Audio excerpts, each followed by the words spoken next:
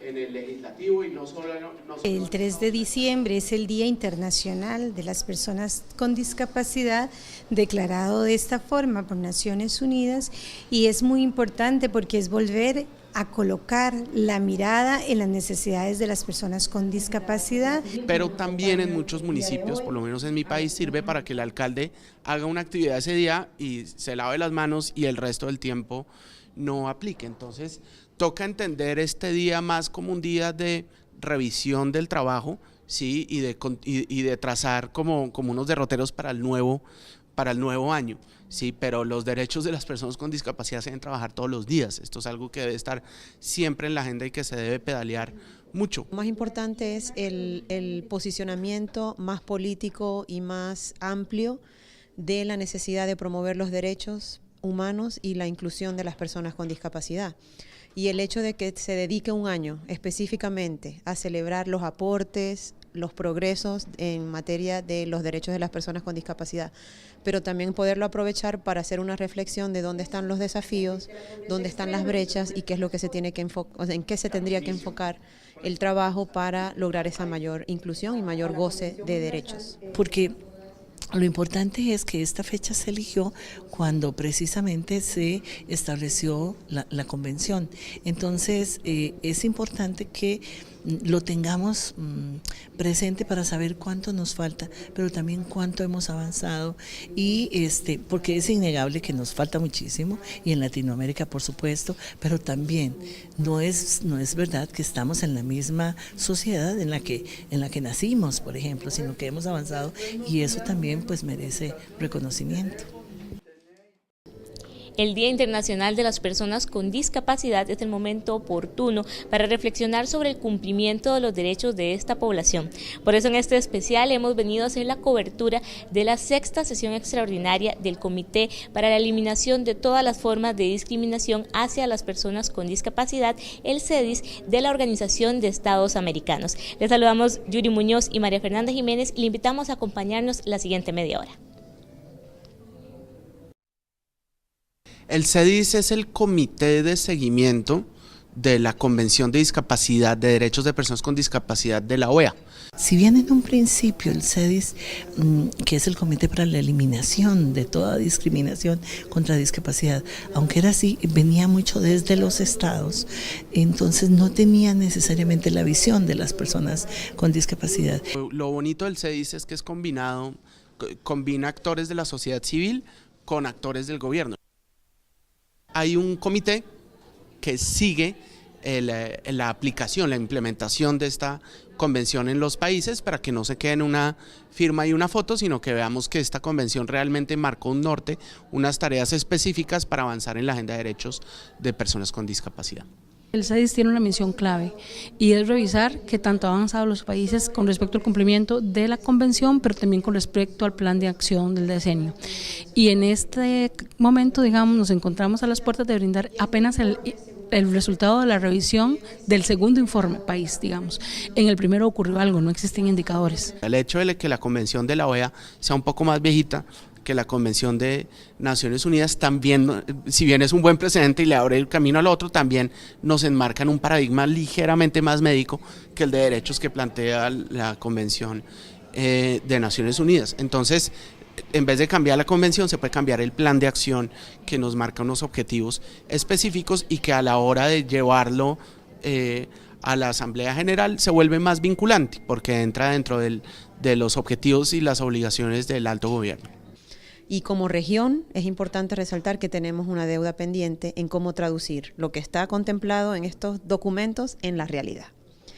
Sin embargo, yo creo que es súper importante el hecho de que tenemos un instrumento pionero en nuestra región que establece estos derechos y no solo eso, sino que da pautas sobre cómo continuar trabajando por la eliminación de la discriminación. Y también el Comité Interamericano reúne a expertos de todos los países que han firmado y ratificado la convención para juntos pensar cuáles pudieran ser algunas de las soluciones. Desde Costa Rica vamos a crear una batería de indicadores con otro organismo internacional como es la CEPAL, pero de acceso a derechos. Es un hecho concreto y notable de cooperación interamericana, de solidaridad interamericana, porque está recibiendo a los expertos de los otros estados partes que han firmado y ratificado la convención. Al mismo tiempo también es una oportunidad de compartir lo mucho que se ha logrado en materia de acceso a derechos de las personas con discapacidad, casos tan concretos como el que te acabo de mencionar, como la ley de autonomías, que como te digo, abre brechas, ya proporcionando algunas pistas de cómo garantizar el derecho a la toma de decisiones legales de las personas con discapacidad, cómo se logró esto a nivel del legislativo que tuvo que aprobar la ley y cómo se va a empezar a implementar a nivel de operadores de justicia. Entonces, sí tiene un beneficio porque de alguna manera Costa Rica abre su país para compartir lo que está haciendo, pero también es una muestra de cómo quiere cooperar y cómo quiere solidarizarse con otros países que están encaminando reformas similares. Generalmente de estas reuniones se van a desprender mandatos para los gobiernos, con lo cual hacer un documento construido de forma colectiva entre los países nos da, por ejemplo, en el país la mayor potestad para ir a exigir a nuestros gobernantes. Ahora conoceremos una nueva palabra en lengua de señas costarricense, lesco. Después del corte seguimos con más. Bus.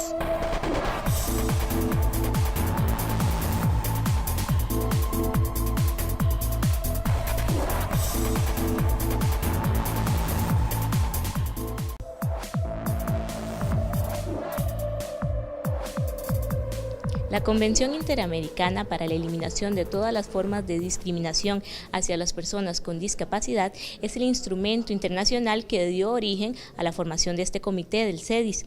En esta ocasión, del 28 de noviembre al 1 de diciembre, delegaciones de los diferentes países se reunieron aquí en San José para discutir cuáles son las principales acciones que cada estado debe tomar para de verdad eliminar esta discriminación. Pero ¿cuáles son las formas de discriminación que más afectan a las personas con discapacidad? Veamos.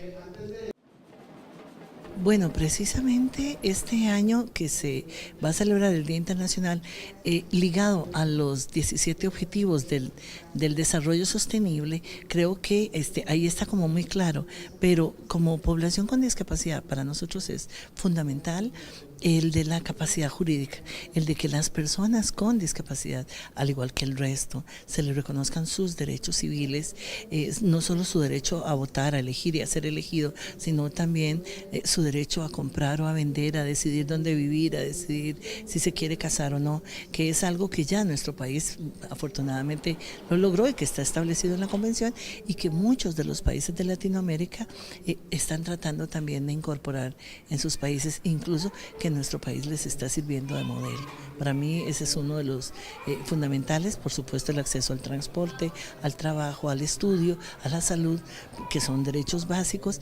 Pero es que es, María Fernanda, los mismos derechos que tenemos todos, o sea, no son los derechos de ellos, de las personas con discapacidad, sino que es ese derecho que tenemos a ser tratados como cualquiera otro, con los mismos derechos y con las mismas obligaciones, haciendo las adecuaciones que requiramos, eso es todo. Pero sin duda también ahí el apoyo que pueda dar la institución rectora en materia de divulgación de las convenciones es clave. La Convención Interamericana fue la primera convención mundial, primera convención internacional sobre derechos de las personas con discapacidad. La primera en decir que la discriminación contra las personas con discapacidad era una violación a los derechos humanos.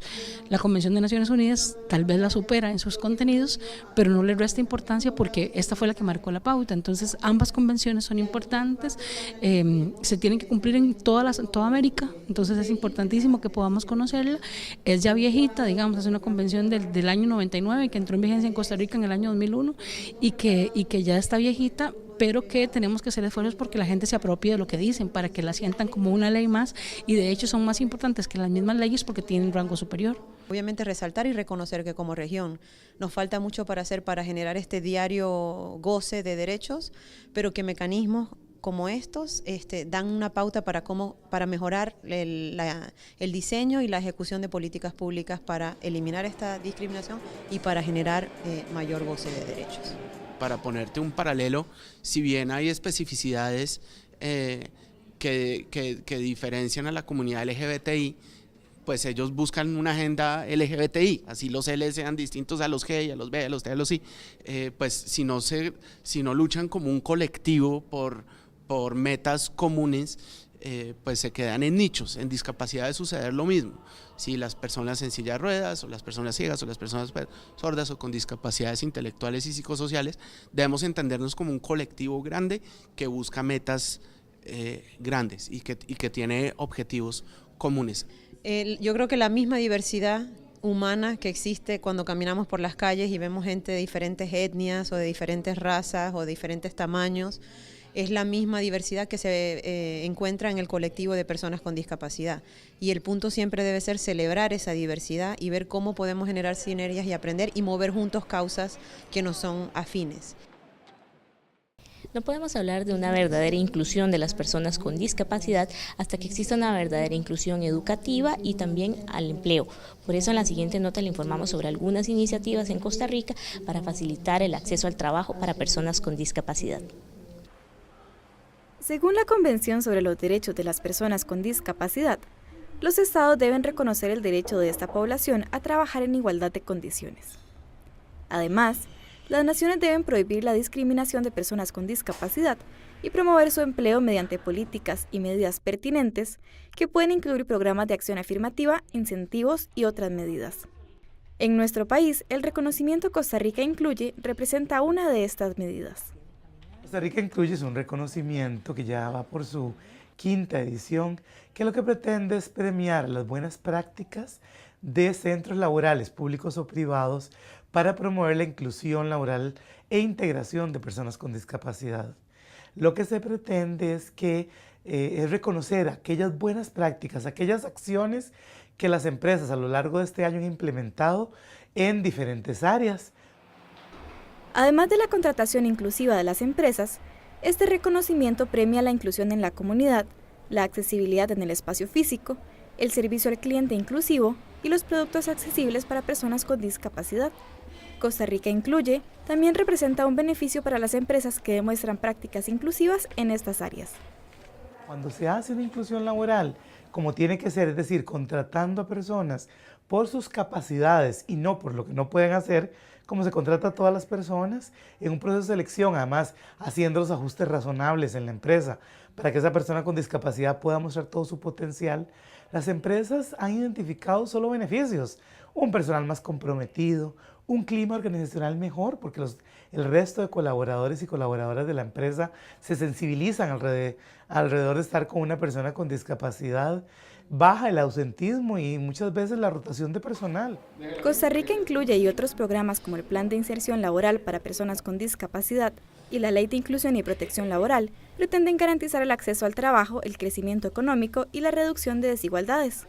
Contar con programas que busquen esos objetivos resulta vital en nuestro país, donde para 2013 el 54% de las personas con discapacidad que podrían pertenecer a la población económicamente activa no tenía acceso al trabajo. También encontramos la desigualdad al acceso al trabajo, que es la llave o la que genera muchísimo de las desigualdades, porque nos da precisamente el empleo, la satisfacción personal de sentirme útil en la sociedad, pero también me da el ingreso para poder realmente reproducirme y tener acceso a otros derechos. Y ese es uno de los mayores retos que tenemos en Costa Rica cuando tenemos un 63,5% de las personas con discapacidad desempleadas.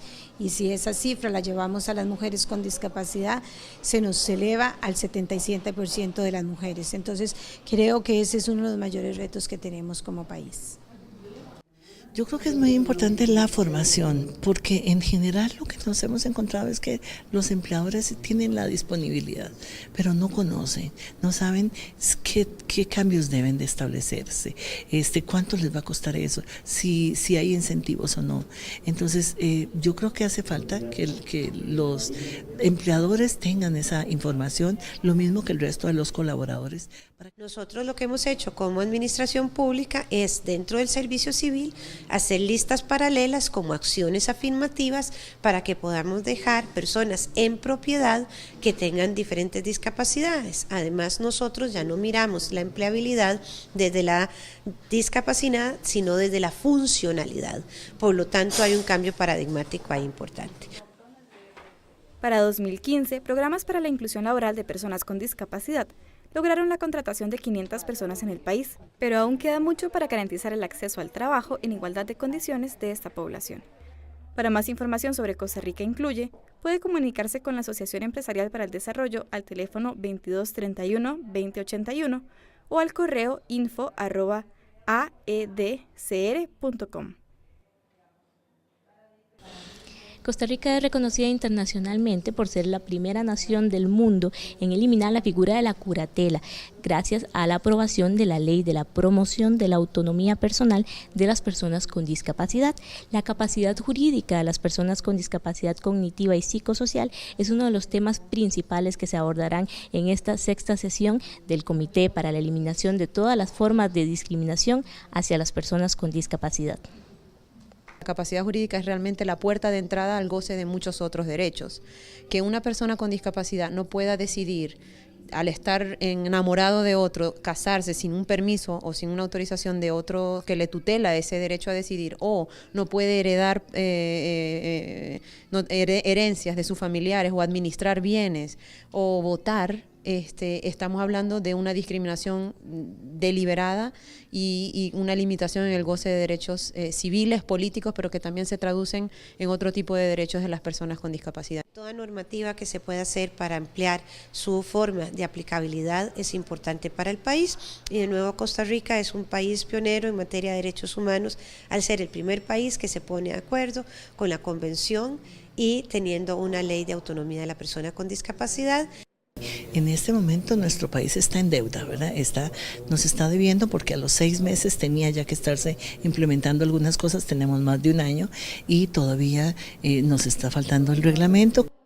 CONAPDI se ha fijado como plazo máximo para terminar el reglamento el mes de enero y esperamos que así sea, que en enero ya no el reglamento de la ley de autonomía. Uno de los resultados de esta reunión es precisamente una guía para poder aplicar la salvaguardia. ¿Qué queremos decir con esto? Que si bien en nuestro país aprobamos la ley, no significa que tan fácilmente pueda empezar o iniciar su aplicabilidad. El reglamento a la ley 9073 solo es necesario para la aplicación del proceso para tener un asistente personal. El Poder Judicial no necesita reglamento, de hecho el Ejecutivo no puede reglamentar al Poder Judicial, entonces el Poder Judicial ya está aplicando la ley y ya las sentencias se resuelven al amparo de esta ley. Entonces bueno, hay como toda una diversidad de cosas que se podrían construir para fortalecer. El manual tiene hasta ahora bastante construido en el tema de recoger información, pero lo que esperamos ahora es concretarlo ya como manual y poder lanzarlo dentro de muy poco tiempo. Resaltar la experiencia costarricense con la aprobación de la Ley de Autonomías, que realmente abre brechas a nivel regional en cómo, porque creo que todos entendemos el qué, ¿no?, de lo que hay que lograr hacer, pero no es fácil cuando estamos hablando con operadores de justicia, con las personas que tienen que gestores que tienen que facilitar este tipo de gestiones, el cómo hacerlo. Y en Costa Rica ya se han dado bastantes pasos y unos muy importantes en cómo garantizar ese goce de capacidad jurídica. Muchas cosas que vamos a aprender otros países de la región del caso costarricense. Y ahora vamos a un corte, para después continuar con más de este programa especial del Día Internacional de las Personas con Discapacidad.